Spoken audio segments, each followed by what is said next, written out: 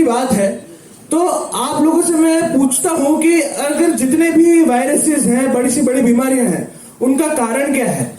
उनका कारण देखा जाए, कोविड-19 चमगादड़ की वजह से आया। तो चमगादड़ किसी वुहान नाम का शहर था चाइना में, उससे पहले नाम भी नहीं सुना था। वहां पे किसी ने चमगादड़ खाया और पूरी दुनिया को घुटने पे आना पड़ा।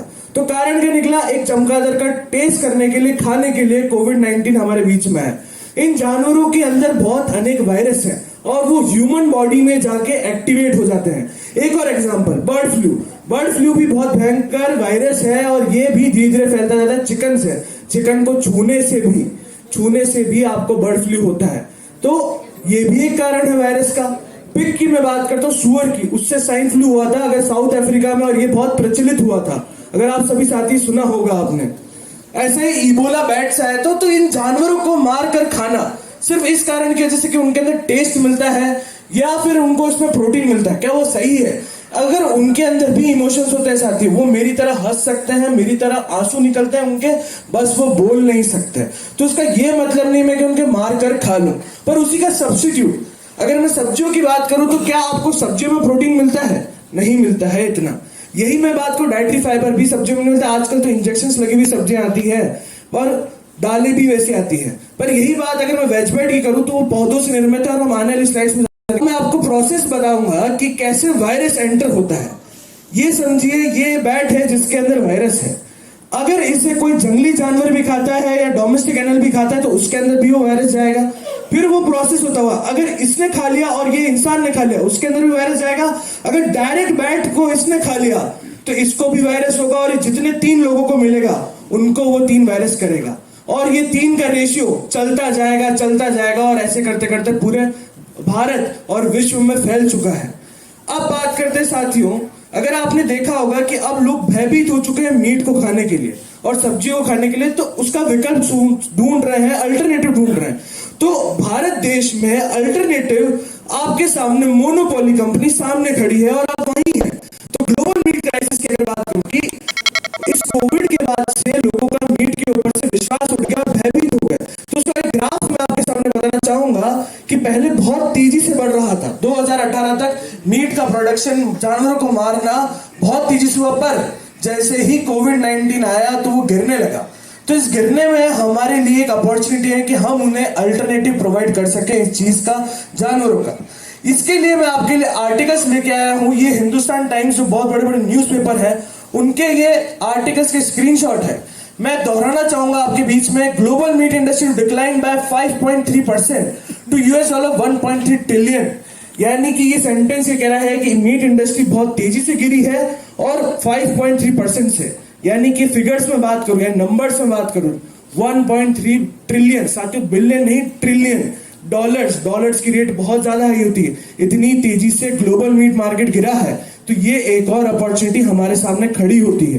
Next slide Siddharth. अब मैं बात करता हूं इंडियन की मीट मार्केट की। हमने ग्लोबल जान लिया, अब भारत की मैं बात करता हूं। बहुत से लोग ये समझते हैं कि हिंदुस्तान जो देश है वो शाकाहारी देश है। आप बहुत गलत हैं। सबसे ज्यादा मीट बनता है हिंदुस्तान में और 5th रैंक में आती है। 356 कंट्रीज में भारत 5th रैंक पे आता है मीट प्रोडक्शन के लिए। और सबसे ज्यादा बनता है बीफ, यानी कि हमारी गाय, फिर आता है मुर्गी, फिर आती है सूअर, और आता है फिर बकरी, फिर आती है शीप। यानी इन टोटल का 6.3 मिलियन टन्स का 6.3 मिलियन टन्स का प्रोडक्शन होता है और इनको इतना मारा जाता है। अभी जितने मैं बात कर रहा हूं मेरे हिसाब से 10 जानवरों को तो मार दिया गया होगा, उसे खा भी लिया गया होगा। अब बात करते हैं नेक्स्ट स्लाइड की। तो इससे भी भारत की मीट इंडस्ट्री पे भी बहुत बड़ा इंपैक्ट पड़ा है। मैंने अगर बात करूं मार्च 2019 में व्हाट्सएप पे वीडियोस देखी कि साउथ में चिकन को जिंदा दफनाया जा रहा है। क्यों? क्योंकि उनके अंदर बर्ड फ्लू फैल गया, लोगों को कोविड का डर हो गया, जिंदा दफनाया जा रहा था। अब लोग भयभीत हो गए, मीट इंडस्ट्री के अंदर डाउन आ गया। और मैं ये थ्योरेटिकल बात नहीं कर रहा हूं आपके सामने, मैं आपको फिगर्स दिखाता हूं। तो फिगर्स के अंदर आप खुद देख सकते हैं ग्राफ, ये साइमल्टेनियसली साथ में चल रहा था पर 2020 में गिर गया। आर्टिकल्स भी आपके लिए कि आपको मैं जितना फैक्ट्स लेके आऊं ताकि आप बिलीव करें। तो ये न्यूज़पेपर कह रहे हैं, मैं नहीं कह रहा हूं। Corona virus hit meet export India biodiesel industry, यानी कि एक्सपोर्ट भी रुक गया। साथ ही साथ हिंदुस्तान टाइम्स ये कहता है कि poultry industry suffers ₹13,000 crore loss. कितना? 13,000 करोड़ का लॉस हुआ सिर्फ कोविड के बाद से मीट इंडस्ट्री में। बात करते हैं impact of meat on human health. अगर मैं मीट खाता हूं तो मेरे शरीर में क्या क्या चीजें होंगी वो आज हम बात जानेंगे। तो सबसे पहले WHO जो है वर्ल्ड हेल्थ ऑर्गेनाइजेशन, जो ये बताती है हर एक चीज के बारे में कि हमें क्या करना चाहिए, वो पूरा एक संगठन है। उनके बारे में यह है कि मीट को दो चीजों में क्लासिफाई करा गया है, एक होता है प्रोसेस मीट और एक होता है फैक्ट्री मेड। प्रोसेस मीट की अगर बात करी जाए जो फैक्ट्री में बनता है, सॉसेजेस हो गए, बीकन हो गया, ये होता है प्रोसेस मीट। अगर इसे कोई खाता है तो निश्चित तौर पे उसे कैंसर होगा। जितने भी कैंसर पेशेंट हैं वो ये देखा गया कि वो नॉन वेजिटेरियन यानी जानवरों को खाने के बाद उनके अंदर कैंसर पाया गया। यही अगर मैं ग्रुप 2A की बात करता हूं, एक और प्रकार का कैंसर जिसका इलाज अभी तक नहीं देखा गया है, वो रेड मीट में आते हैं। रेड मीट वो होते हैं जैसे कि सुअर हो गया, बीफ हो गया और लैम्ब हो गया, ये होते हैं रेड मीट। तो दो प्रकार के खाने से आपको निश्चित तौर पे कैंसर होता है और ज्यादातर कैंसर पेशेंट नॉन वेजिटेरियन होते हैं। साथियों, हमने बहुत सारा इन्वेंशन कर लिए, हम मार्स तक चले गए, हम चांद तक चले गए। हर एक देश के पास न्यूक्लियर वेपन से बड़े कि मेरे पास इतना स्ट्रॉन्ग न्यूक्लियर वेपन। आज तक ये कोई नहीं बोल पाया कि मेरी हेल्थ सेक्टर यानी कि हॉस्पिटल मेरा अंदर सबसे अच्छा है, इसमें कोई कंपैरिजन नहीं करता है। आज तक कोई एड्स का इलाज नहीं लेके, आज तक कोई कैंसर का इलाज नहीं लेगा, कोविड का इलाज भी इतना लेटा है। क्यों? क्योंकि हम इस विषय में सोचते नहीं। मिली इतना सा छोटा सा कोई वायरस था, वो सबके घर में गया, सबके घर में जाके सबको घर में कैद रहना पड़ा। इतना सा कोई लेकर न्यूक्लियर वेपन तो घर में ही रखे होंगे।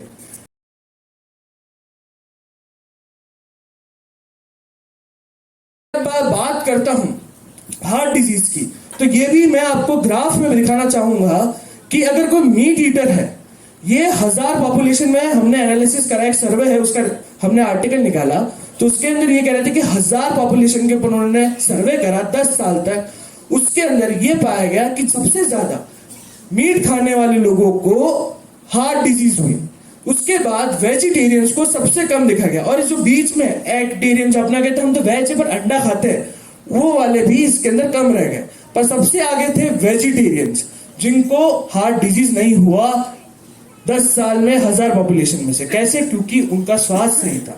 साथियों, स्वास्थ्य की अगर मैं बात करूं, अगर आपकी डाइट सही है तो आपको किसी भी प्रकार की दवाई लेने की जरूरत नहीं है। पर अगर आपकी स्वास्थ्य सही नहीं है तो कोई दवाइयां भी आपके ऊपर असर नहीं करेगी। अब बात करते हैं साथियों BMI की। एक नई चीज मैं आपको बताऊंगा, BMI body mass index. Body mass index आप गूगल पे सर्च कर सकते हो और अपना खुद का बॉडी मास इंडेक्स जान सकते हो। क्या होता क्या है सबसे पहले जानते हैं। कोई जानता है बॉडी मास इंडेक्स? अगर यहाँ पे चलिए सर जानते हैं, तो सर आप बताएंगे फिर मैं बताऊंगा। मनुष्य की हाइट के हिसाब से वेट होना चाहिए, जो स्टैंडर्ड फॉर्मूला है उस हिसाब से। बहुत शानदार सर ने एक सटीक आंसर दिया और बहुत सही आंसर दिया कि आपकी जो वेट और हाइट बराबर होनी चाहिए आपकी एज के अकॉर्डिंग। वो होता है BMI कि आपकी जो एज है उसके अकॉर्डिंग और आपकी हाइट के अकॉर्डिंग कितना वेट होना चाहिए। आप ओवरवेट है, अंडरवेट है या बैलेंस्ड है। तो इसमें यह पाया गया कि नॉन वेजिटेरियंस हमेशा से ओवरवेट में आते हैं, मोटापे का शिकार होते हैं। ये भी ये कह रहा है 28.8। अगर आप 30 के पास हैं तो इसका मतलब आप ओवरवेट हैं। अगर आप 25 के पास हैं तो आप बैलेंस्ड में आते हैं। जो वेजिटेरियंस और वीगन आते हैं, जो गुड डॉट आपको प्रोवाइड करता है जिसमें आप बैलेंस डाइट में आते हैं। Next slide Siddharth. अब बात करते हैं साथियों, जस्ट इमेजिन करिए आप एक मीट लेके आ रहे हैं किसी मीट मार्केट की शॉप से। इसमें मैंने इंजेक्शन भी लगाया, इसमें बहुत सनों के हाथ भी लगे, साथ ही साथ इस चिकन ने क्या करा, जब ये जिंदा था इसने किसी प्रकार का कीड़ा खा लिया जो इसे धीरे धीरे मार रहा था। इसी बीच में जाके मैंने उसे खरीद लिया और खरीदने के बाद मैंने उसे खा लिया। तो वो कीड़ा उसको तो मार ही रहा था, अब वो मेरे शरीर में मुझे भी मारेगा। और 8 दिन लगते हैं किसी भी मीट को डाइजेस्ट होने में। कितने? 8 दिन। और 8 दिन तक वो मेरे जहर पनपता जाएगा और मेरे को पता भी नहीं चलेगा कि मेरे को कोई बीमारी हो गई। आपकी थाली में जहर तो है ही है, साथ में कीड़ा भी है जो उसे मार चुक रहा था, अब आपको भी मारेगा, फिर आपको हॉस्पिटल तो जाना ही होगा। अगर मैं बात करूं 1957 की, यानी कि पहले की, जब बिचौलिए नहीं थे तो जानवरों को जानवर माना जाता था, तब चिकन की साइज बहुत छोटी आती थी। पर धीरे धीरे उनकी साइज 3 दिन के चिकन को 3 महीने जितना कर दिया गया। कैसे? इंजेक्शंस डाल डाल के उनकी साइज बड़ी कर दी जाती है और ज्यादा के भाव में बेचा जाता है ताकि बेनिफिट हो सके। और वही एंटीबायोटिक्स लगे हुए, हार्मोनल चेंज लगे हुए आप खाएंगे तो क्या आपके हार्मोन सही रहेंगे? आपके भी हार्मोनल चेंजेस होंगे, आपको भी हार्मोनल कैंसर हो सकता है। एक सवाल पूछूंगा कि आप मुझे बताइए कि जो नेचर, भगवान, जो भी शक्ति है जिसने हमें बनाया, उससे ने क्या हमें मीट खाने के लिए बनाया गया? तो मैं आज आपको बताता हूँ सबसे पहले कार्निवोरस। कार्निवोरस वो जानवर होते हैं जो सिर्फ मीट खाते हैं, यानी कि शेर। शेर के दांत कैसे हैं? ठीक है। इसी के साथ अगर मैं बात करता हूँ ऑमनीवोरस जानवर की, ऑमनीवोरस वो होते हैं तो शाकाहारी भी होते हैं, नॉन वेजिटेरियन भी होते हैं, यानी कि घास फूस भी खाएंगे और जानवर भी खाएंगे, यानी भालू। भालू के दांत कैसे हैं? ठीक है। अब बात करते हैं हर्बीवोरस जानवर की, जैसे कि हमारे गाय, यानी सिर्फ शाकाहारी खाते हैं। गाय की बात हो गई या फिर जीब्रा की बात हो गई, इनके दांत कैसे हैं? और ये ह्यूमन टीथ है। आज सुबह सबने ब्रश करा है ना, अपने दांत देखे होंगे, सिमिलर है। तो ये प्रूफ आप खुद देख सकते हैं कि जो नॉनवेज खाने वाले हैं उनके दांत भी अलग है। ठीक है, दूसरा प्रूफ देते हैं। अब आता है आपकी बॉडी का सिस्टम में बात करता हूं कि जो डाइजेस्टिव सिस्टम है उससे कंपेयर करते हैं। ह्यूमन डाइजेस्टिव सिस्टम को अगर मीट खाता है तो मैंने जैसे बताया 8 दिन लगते हैं। कितने दिन लगते हैं? 8 दिन तक आपके अंदर एक मरा हुआ जानवर है। यही अगर शेर खाता है तो शेर के अंदर सिर्फ उसको 1 दिन लगता है डाइजेस्ट करने, क्योंकि प्रकृति ने उसको उसी हिसाब से बनाया है। प्रकृति ने उसको वहां पे वैसी फैसिलिटीज नहीं दी जो होटल्स में हमें मिलती है, हमारे घर में मिलती है। हमें भगवान ने अगर बताया गया है कि खाने की चीज क्या है और जो जीने के लिए आए उन्हें जीने देना चाहिए। अगर मैं बात करूं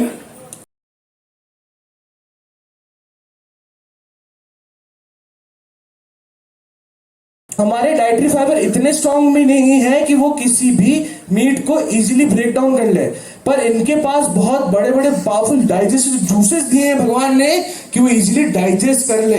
तो ये आज मैंने आपको 2 फर्क बताया कि हमारा शरीर भी मीट खाने के लिए नहीं बना है। अगर आप खाते हैं, ये छोटे से थोड़े बहुत पॉइंट में लेके आऊं ताकि वो लंबा समय ना खींचे। हार्ट डिजीज आपको होगा, डायबिटीज आपको होगा, मोटापे का शिकार, कोलेस्ट्रॉल। साथियों, कोलेस्ट्रॉल के बारे में आप जानते होंगे कि गुड और बैड कोलेस्ट्रॉल हमारे शरीर में होता है। अगर गुड और बैड की बात करें तो बैड क्या करता है, आपकी जो नसें हैं उस नसों में धीरे धीरे धीरे धीरे जमा होने लग जाता है और ब्लड को आगे पास नहीं होने देता है, यानी कि ब्लड आगे नहीं जाएगा और उसी वक्त रुक जाएगा। तो इससे हार्ट स्ट्रोक, ब्रेन स्ट्रोक, ये सारी बीमारियां होती है कोलेस्ट्रॉल से और हमें पता भी नहीं पड़ता है। भली आप जंक फूड खाते हो, भली आप मीट खाते हो, कोलेस्ट्रॉल तो आपके अंदर धीरे धीरे जमा होने लगता है। अब बात करते हैं growth of plant based industry. अब growth of plant based industry, जैसे ही प्लांट की अगर बात करी जाए तो आपके सामने मैं बताता हूं कि प्लांट बेस्ड इंडस्ट्री के कितनी तेजी से ग्रोथ हो रही है। अगर ये आर्टिकल्स, न्यूज के आर्टिकल्स आपके सामने लेके आया हूं, 63 Indians wants to replace meat with plant based food, यानी कि 63%। कितनी पॉपुलेशन है इंडिया की? एक फिगर बताओ।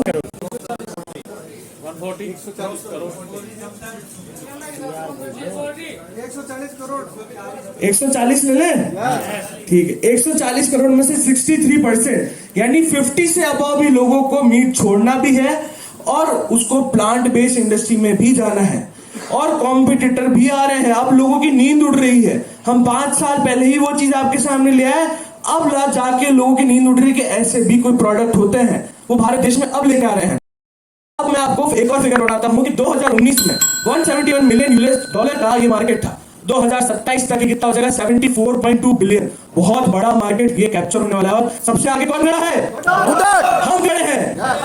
आवाज धीरे आ रही है, नींद तो नहीं आ रही है छाछ की वजह से। दोबारा एक बार जयकारा हो जाए।